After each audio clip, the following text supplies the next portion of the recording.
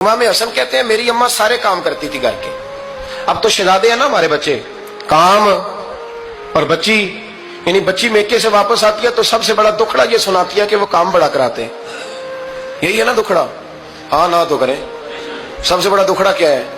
پتہ نہیں کیا کراتے ہوں گے, ہال نہیں چلوا لیتے کہیں, یا کچھ چکی نہیں پسوا لیتے, پتہ نہیں کون سا ایسا کام ہے.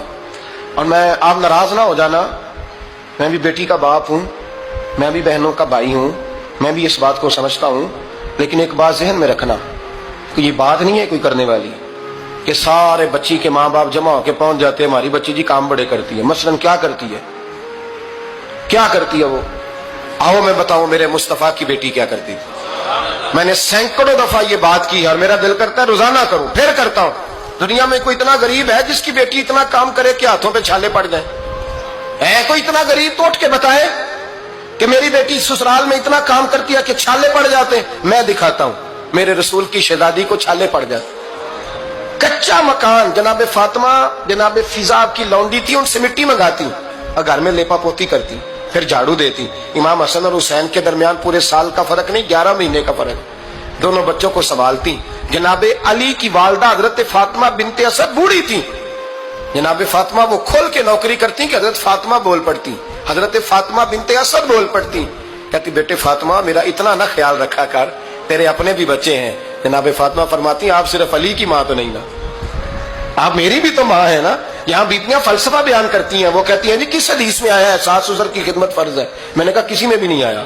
ہم کیا کہہ رہے ہیں, کسی میں بھی نہیں آیا, لیکن یہ تو آیا ہے نا کہ شوہر راضی ہو تو اللہ راضی رہتا ہے. تو اگر شوہر ماں باپ کی خدمت سے راضی ہوتا ہے تو کرو خدمت, اس کو تو راضی کرنا ہے نا, اس پر تو توجہ دو. حضرت فاطمہ پھر چکی پیستی. چکی چکی یہ آسان جملہ نہیں کہہ جاتے, ہم سن لیتے ہیں آپ. چکی پیس کر, جو پیس کر اس کا آٹا بنانا, پھر بچوں کے لیے کھانا پکانا. پھر ایک دن کہنے لگے علی آپ کی آمدن تھوڑی ہے, خرچے زیادہ, چرخا نہیں لا دیتے. فاطمہ کیا کرو گی؟ فرمایا تھوڑا سا سود بنا لیا کروں گی, تم بیچ آیا کرنا.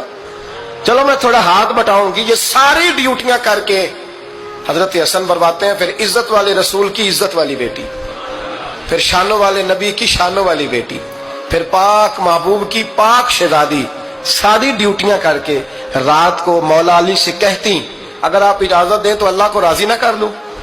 حضرت علی فرماتے فاطمہ جیسے دل کرے. تو امام حسن کہتے ہیں پھر میری ماں مصلی بچھا لیتی, مصلی, اور پھر ساری رات وہ نماز پڑھتی, ساری رات.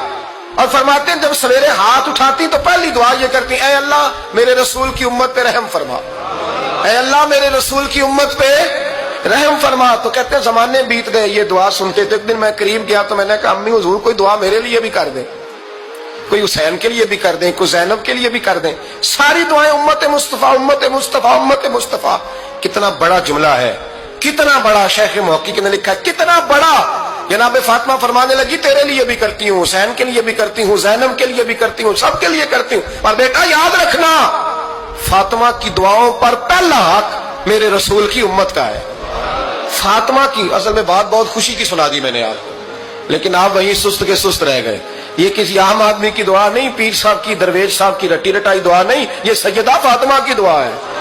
آپ کو اتنا بڑا خزانہ مل رہا ہے اور آپ سمجھے نہیں بات کو. حضرت فاطمہ فرمانے لگی